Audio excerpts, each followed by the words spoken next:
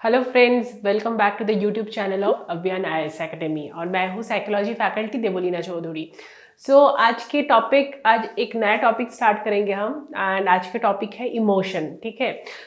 Emotion क्या है ये समझने के लिए हम इसके साथ साथ और एक चीज़ समझेंगे और एक कंसेप्ट समझेंगे कि what is the difference between emotion and mood. ये इमोशन एंड मूड, ये जो दो टर्म्स है, ये टर्म हम आम जिंदगी में बहुत इंटरचेंजेबली यूज करते हैं, लेकिन इसके बीच एक सटल डिफरेंस है। ठीक है। वो सटल डिफरेंस क्या है वो हम थोड़ा समझ लेंगे इमोशन की डेफिनेशन के साथ साथ। ठीक है। एक कहा इमोशन और दूसरा thing is mood. Mood is basically a very prolonged in nature, मतलब बहुत टाइम तक ये रहता है। और मूड जो है वो एक इन जनरल मेंटल स्टेट है। ठीक है।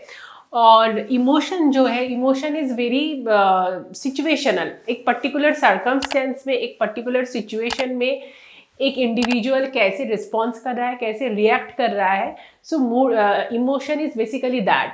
लाइक इफ फॉर एग्जाम्पल अगर ले ले, if someone is betrayed, then that person, the experience of that person feels, that is anger. Okay, जो इमोशन वो फील कर रहा है दैट इज एंगर। अगर कोई थ्रेट मिल रहा है किसी को, तो उस सिचुएशन में, एक थ्रेटनिंग सिचुएशन में जो इमोशन वो फील कर रहा है दैट इज फियर। अगर कोई अनएक्सपेक्टेड चीज हो गया किसी के साथ, तो वो सिचुएशन में जो इमोशन आ रहा है दैट इज सरप्राइज्ड। ओके। ये हो गया बेसिकली इमोशन, जो हमारे एकदम पर्टिकुलर सिचुएशन के साथ साथ हमारे रिस्पॉन्स जो आते हैं, जो फीलिंग्स आते हैं। But mood in general is a very comparatively more prolonged in nature. जैसे मैं अगर बोलूँ फॉर एग्जाम्पल कि ये इस वीक में सारा वीक तक मेरा मूड बहुत अच्छा ही गया, so that is the difference between mood and emotion. Okay. Now we'll be talking about certain theories of emotion. आज हम एक दो थ्योरी देखेंगे नेक्स्ट क्लास में, और एक दो थ्योरी देखेंगे। थ्योरी जब हम डिस्कस करेंगे उसके पहले और कुछ चीजें हम जान लेंगे कि इमोशन के कंपोनेंट्स क्या होते हैं। The components of emotion. Basically emotion के दो कंपोनेंट्स होते हैं, फिजियोलॉजिकल एंड कॉग्निटिव। ठीक है। मतलब आप जो भी इमोशन फील कर रहे हो, एंगर हो, फियर हो, हैप्पीनेस हो, सरप्राइज हो, तो आपके साथ आपके दिमाग में क्या थॉट चल रहा है, that is basically the cognitive component of that particular emotional feeling. और फिजियोलॉजिकल क्या हो रहा है कि आप मानो कि आप यू आर फीलिंग अफ्रेड। ठीक है। तो आपका हार्ट बीट बढ़ रहा है। ठीक है। तो आपका पल्स रेट बढ़ रहा है। So all this things becomes your physiological component of that particular emotion of fear in that particular situation. ये हो गया मेन दो कंपोनेंट ऑफ इमोशन। इसके साथ साथ और भी एक कंपोनेंट होता है इमोशन का, दैट इज सब्जेक्टिव। आप पर्टिकुलर जैसे हम देखते हैं आम जिंदगी में, एक ही सेम सिचुएशन में one person is feeling angry, the other person remains calm. Okay, ये कैसा होता है? ये because of the different subjective background। एक पर्सन का जो चाइल्डहुड एक्सपीरियंस है, उसका जो प्रीवियस एक्सपोजर है, एक्सपीरियंस है, उसका जो कल्चरल बैकग्राउंड है, उसका जो पर्सनालिटी मेकअप है, that is different from the other person. तो this subjective component is also very important in feeling emotion के। सेम सिचुएशन में different people different emotion face कर सकते हैं। मेनली हमको मिल गया तीन component, one is physiological, one is cognitive and the other thing is subjective. Now will come to the theory.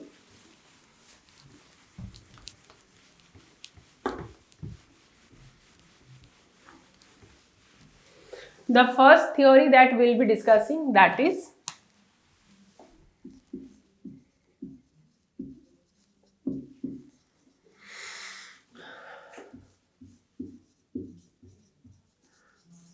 James Lange theory of emotion. ये James and Lange, they are two different people and they did their research on emotion differently. लेकिन उसका जो उन्होंने जो outcome निकाला, ये दोनों differently research करके जो आउटकम निकाले वो सेम ही थे. इसीलिए ये जो थ्योरी जो माना जाता है, जो जाना जाता है, ये दोनों के नाम से ही जाना जाता है. इसको इसीलिए हम बोलते हैं James Lange theory. James Lang theory was a very basic explanation of emotion. It was a very early explanation of emotion. इसमें क्या बोला जाता है कि when a person perceive a threat or any kind of stimulus in the environment. Here I am, for example, I am taking a threatful stimulus, threatening stimulus.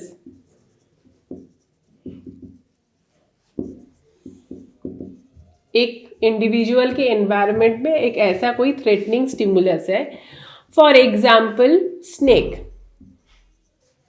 तो उन्होंने देखा कि अपने फ्लोर पे एक स्नेक है, एक इंडिविजुअल ने देखा. फिर उसका क्या होता है, उसका फिजियोलॉजिकल रिस्पॉन्स होता है.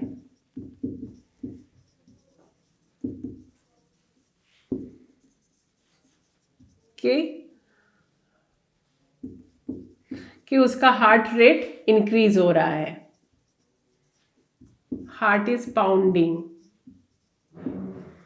अब क्या होता है कि ये जो हार्ट पाउंडिंग हो रहा है, then the person is saying my heart is pounding, I am afraid, I am scared, I am afraid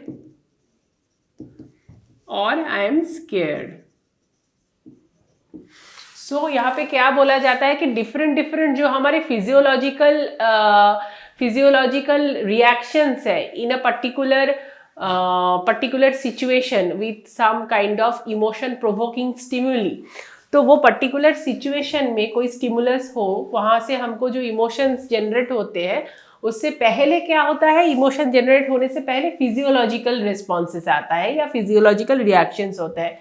for example heart is pounding and then we feel the emotion. पहले physiological reaction आता है, फिर हम emotion को feel करते हैं. ठीक है, ये था ये जेम्स लैंग थ्योरी का एक्सप्लेनेशन अबाउट इमोशन. लेकिन इसके बाद उन्होंने कहा, इसके बाद बहुत सारे साइकोलॉजिस्ट ने कहा कि अगर ऐसा है तो डिफरेंट उसके लिए डिफरेंट फिजियोलॉजिकल रिस्पॉन्सेस के लिए डिफरेंट टाइप की इमोशन होंगे. अगर ऐसा होगा तो बहुत सारे टाइप्स ऑफ इमोशंस होंगे.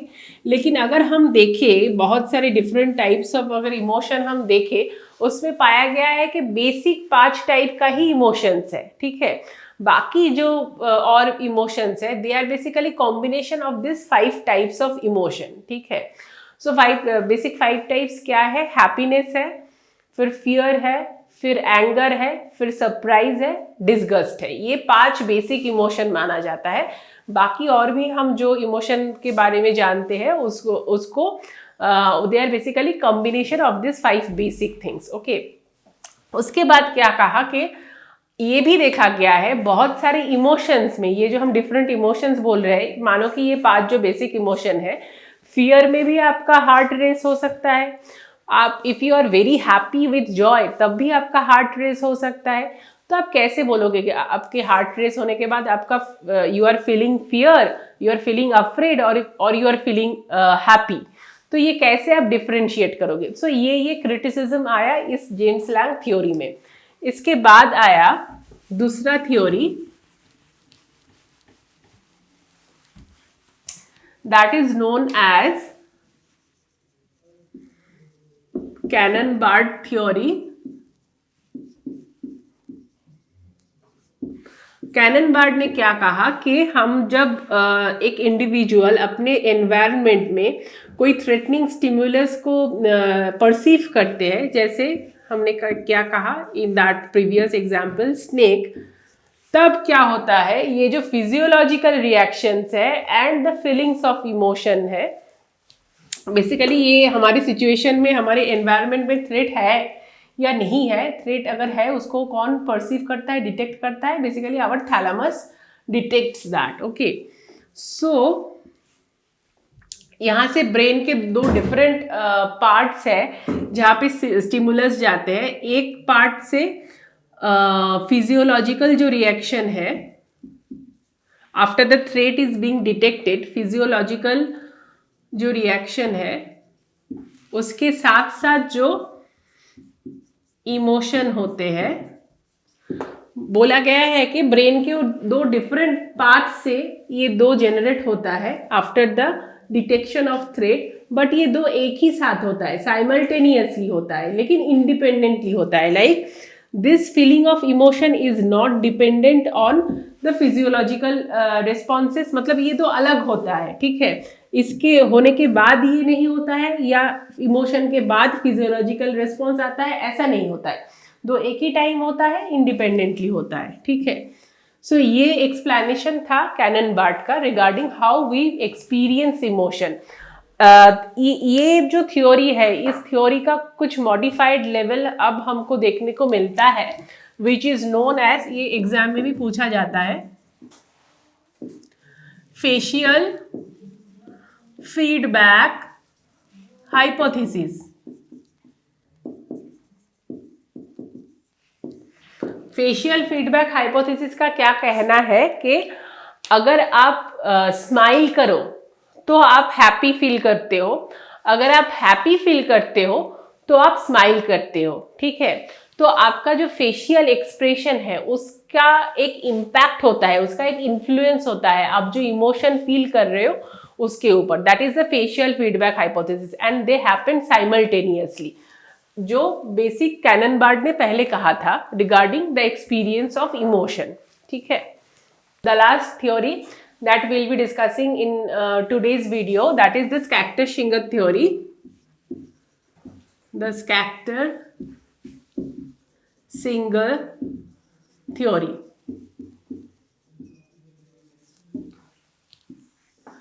ठीक है, तो वहां पे क्या एक्सप्लेनेशन दिया गया कि हमारे इमोशन के, जो मैं पहले भी डिस्कस कर चुकी हूँ कि दो कंपोनेंट्स है, one is physiological and the other one is basically the cognitive component. So यहाँ पे उन्होंने इस चीज के ऊपर फोकस किया कि उन्होंने कहा कि इमोशन जो है उसका ये दो कॉम्पोनेंट है, एक है फिजियोलॉजिकल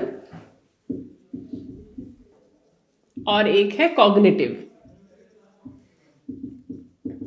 फिर उन्होंने क्या किया, क्या कहा कि अगर कोई थ्रेटनिंग स्टिमुलस परसीव करता है अपने एनवायरनमेंट में, ठीक है, तो उसका एक फिजियोलॉजिकल रिस्पॉन्स होता है।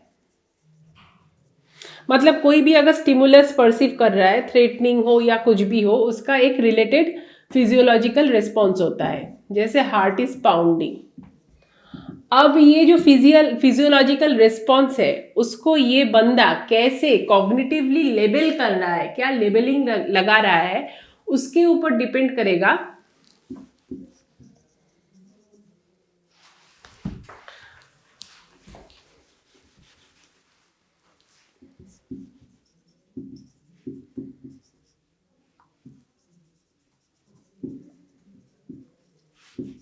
This is dangerous for me. ये हार्ट जो पाउंडिंग हो रहा है, फिर उसने क्या कहा, हार्ट पाउंडिंग क्यों हो रहा है, फिर उसने उसको कॉन्टेक्स्ट के ऊपर, जिस सिचुएशन में हो रहा है, तो उसको उन्होंने कहा कि अरे स्नेक है इसलिए मेरा हार्ट हार्ट बीट फास्ट हो रहा है, this could be dangerous for me, this situation could be dangerous for me. तब उसको जाके फिर इसको बोलते हैं कॉग्निटिव अप्रेजल। कॉग्निटिव अप्रेजल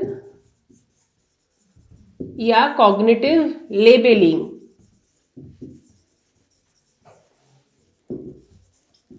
कि ये फिजियोलॉजिकल रिस्पॉन्सेस क्या हो रहा है उसके ऊपर वो लेबल कर रहा है, उसको कॉग्निटिवली वो अप्रेज कर रहा है। तब जाके वो बंदा बोलता है कि आई एम फीलिंग स्केयर्ड और I am experiencing this emotion, ठीक है। अगर मानो कि इसके बदले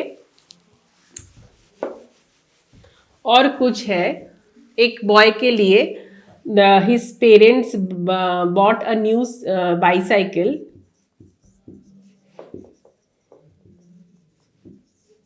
ठीक है, तो उसमें भी उसका हार्ट पाउंडिंग हो सकता है, मतलब हार्ट रेट ज़्यादा हो सकता है. And the context, the situation is desirable for the boy, like the boy wanted that cycle. So now this heart pounding को वो कैसे level करेगा कि I am happy, I am feeling joy, that is why my heart is pounding. Okay, because of the, depending on the context, same he physiological response का दो अलग emotional levelling हो सकता है. Depending on different context, different situation, same physiological response का दो different emotional meaning या labelling हो सकता है. ठीक है. So this was the explanation that was given by Schachter Singer. Okay, I hope you have understood this basic three theories of emotion. In next video, we'll discuss about some other aspects of emotion and some other important theory of emotion. So if you like this video, then do like, share and comment, and see you in the next video.